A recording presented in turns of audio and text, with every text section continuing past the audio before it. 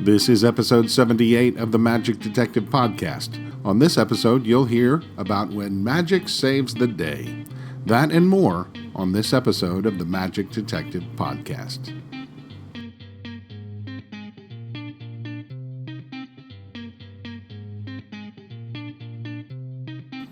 Hello and welcome to the Magic Detective Podcast, your podcast home for magic history.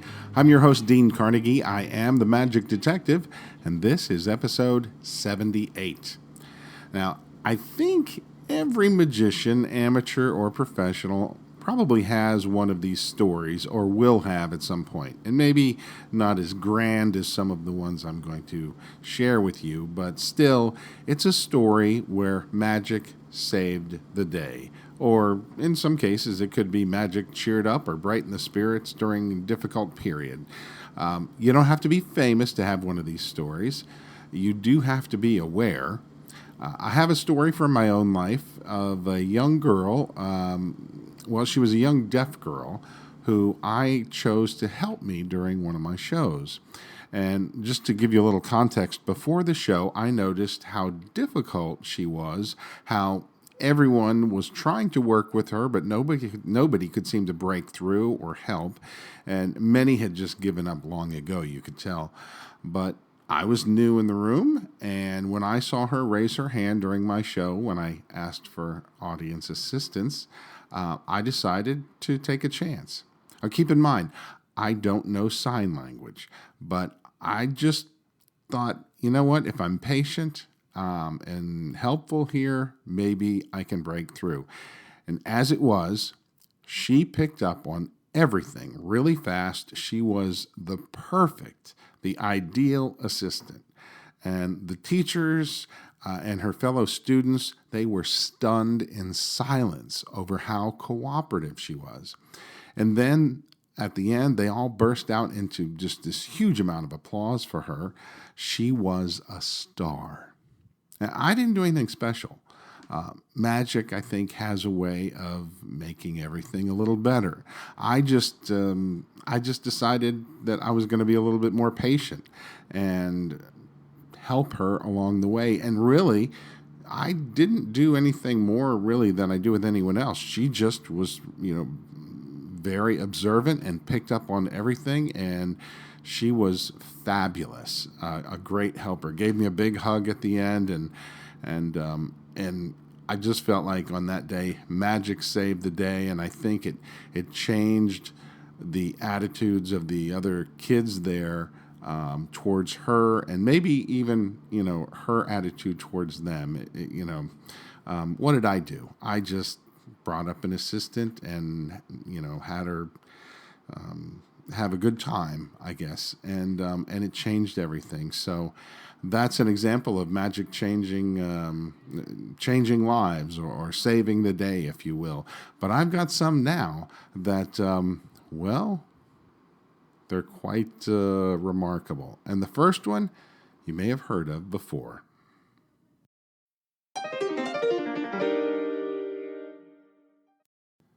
The year was 1942, September 2nd of that year. Many wives found themselves raising their kids on their own because their husbands were overseas fighting in World War II. September 2nd was a Wednesday, and school was not in session. How do I know this? Well, it just so happens that Harry Blackstone Sr. was in town, and he had a matinee performance for some 1,000 children that day. Do you know the story? Well, there are various versions of the story. One version has the audience as many as 3,200 kids, which, as it turns out, that's not exactly accurate. The most popular version of the story has Harry Blackstone standing on stage when the theater manager comes over and whispers something in his ear, and that something was the fact that there was a fire raging next door, and Blackstone had to get these kids out of the theater without causing a stampede. Fast-thinking Harry Blackstone then decides, wait a second. Actually, a lot of that isn't accurate either. The truth is better. The date and the year are correct. The theater was the Lincoln Theater in Decatur, Illinois. Next door to the theater was a drugstore, and something had caught fire in the basement of the drugstore. Fire trucks were already on the scene. At the theater, a movie had been playing for close to an hour, so the audience of mostly children was more than engaged. George Johnstone, a member of the Blackstone cast, had been hearing the faint sounds of fire trucks from time to time, and he asked one of the ushers if he knew what was going on. That's when George learned of the fire in the basement of the drugstore next door. The usher didn't seem to be too concerned, but George felt it best to tell Mr. B, and he went to the basement of the theater, where the dressing rooms were, and notified Mr. B, Harry Blackstone Sr., of the situation.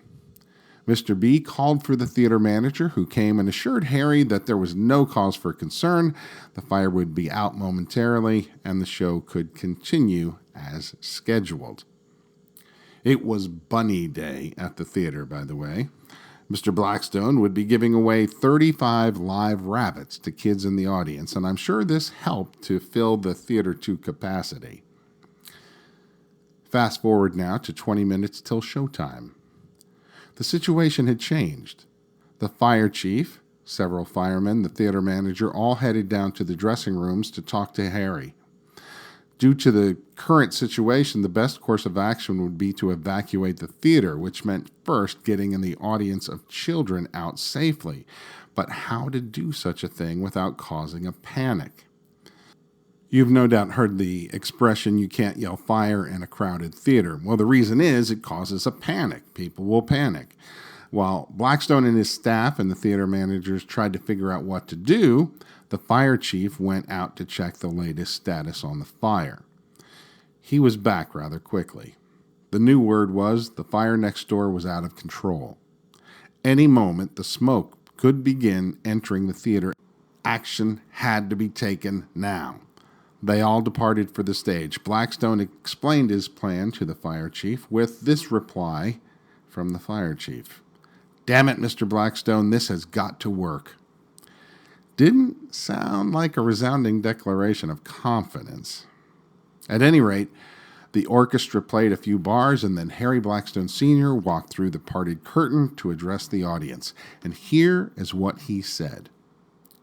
"Boys and girls, today we're going to attempt something never performed by a magician. A trick so large it cannot be done inside the theater. The backside exit doors are going to be opened, and we're going to all go outside to see this trick. The ushers are standing in the aisles will designate the rows to file out, two abreast. My assistants will be out there among you, so anyone shouting, talking, running, or pushing will be sent back to your seats and not allowed to see the trick." What happened next was magic. The children exited calmly and in an orderly fashion. It took about 15 minutes to get them all out the door, and Mr. Blackstone, stood on stage the entire time directing the ushers on which section to move out next. The hardest part of the move was actually getting the adults out of the audience. They were content to stay seated until their kids returned, and the ushers had to get them out without tipping their hand. After they were out, every child, every person, Harry Blackstone Sr., Mr. B, returned to his dressing room in the basement.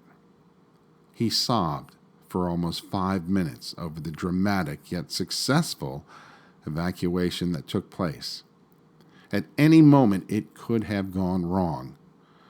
George Johnstone points out, if at any time someone yelled fire, the kids could have been trampled on. Even adults helping during the evacuation could have been injured. But thankfully, everyone got out safely.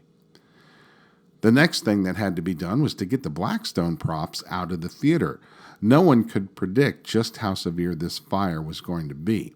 Mr. B threw off his jacket, went upstairs to help his crew, who were now frantically moving everything out into the alley and beyond.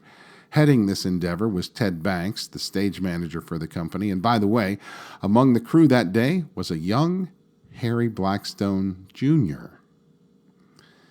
Everything got moved out of the theater, and Blackstone put his jacket back on to watch the firemen.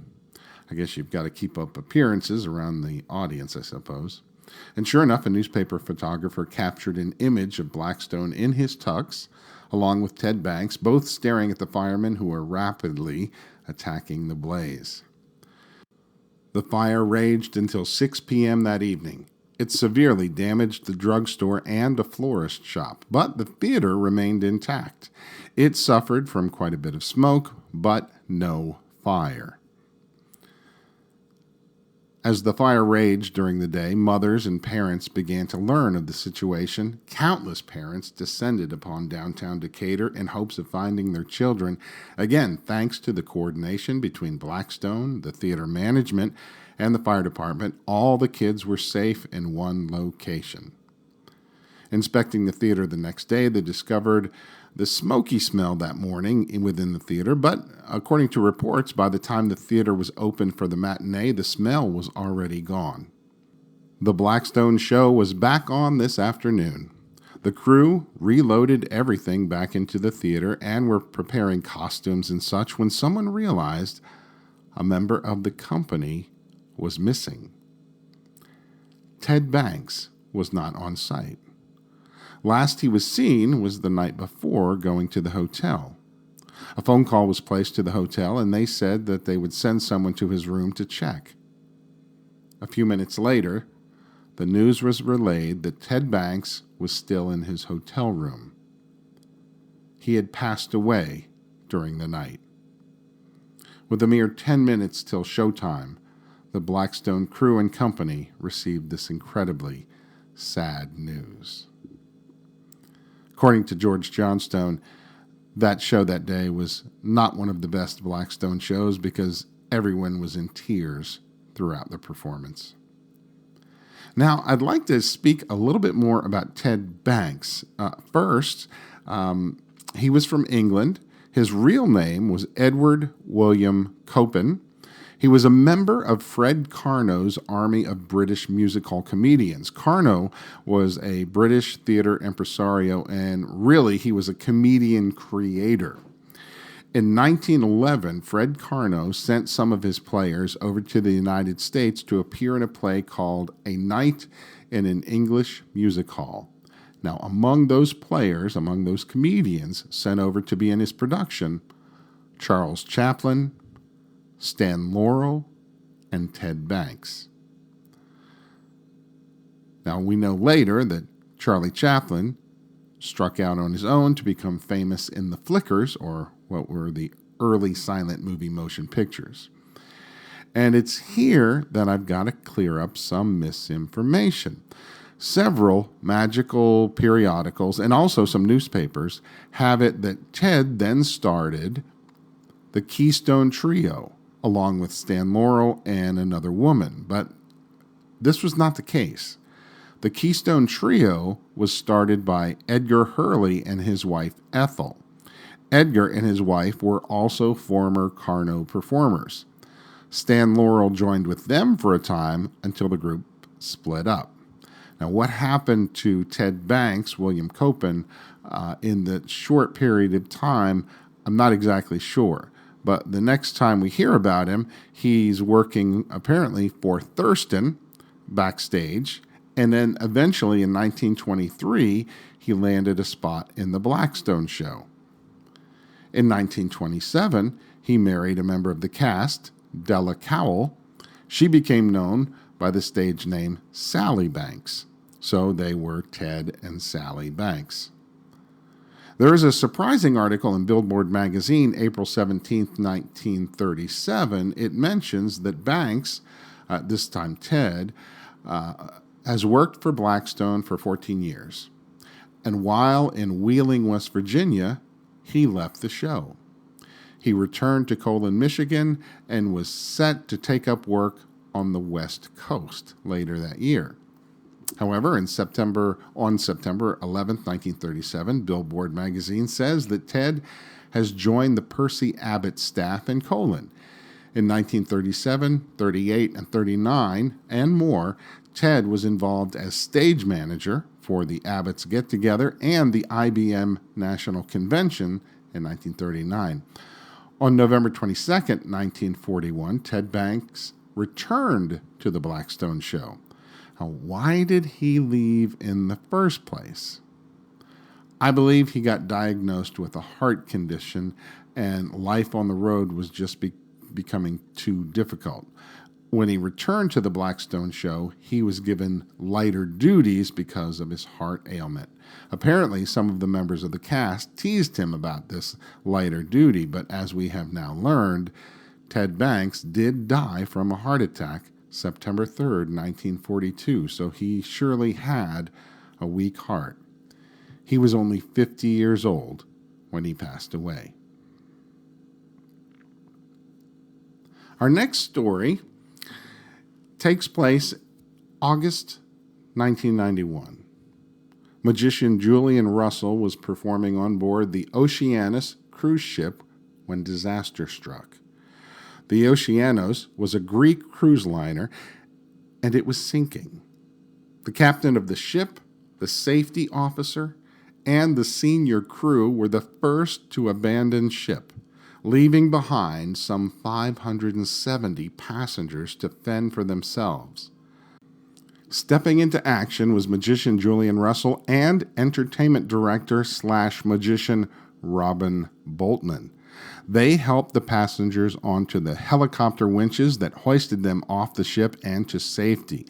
Boltman cleared the area for the helicopters, manned the radio, freed animals on board, and along with Russell were the last people to leave the ship. The only thing that got left behind was Julian Russell's show, worth some 1,900 pounds in value.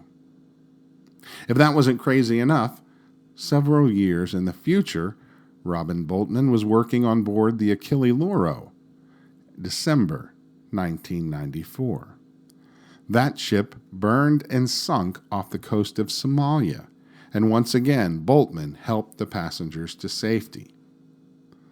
I suppose in these cases it isn't so much magic that saves the day, but rather magicians who save the day. But really it's people of good character who stood against dramatic events and came out rewarded, knowing that they helped to save the lives of many, many people. So if you happen to have a story, a similar sort of story, would you do me a favor? A story where magician saves the day or magic saves the day. I'd love for you to share it with me. You can send the story to info@carnegiemagic.com. It doesn't have to be a grand story like, a theater fire, but you heard the first story I told you just about the young kid that seemed to make a big difference in somebody's life. So if you have a story like that, please share it with me, and I may put together another compilation of these stories in the future. With any luck, the next episode of the Magic Detective podcast will be an interview. And I'm just going to leave it at that. Well, my friends, I hope you enjoyed this episode of the Magic Detective podcast. Until next time, be well and stay safe.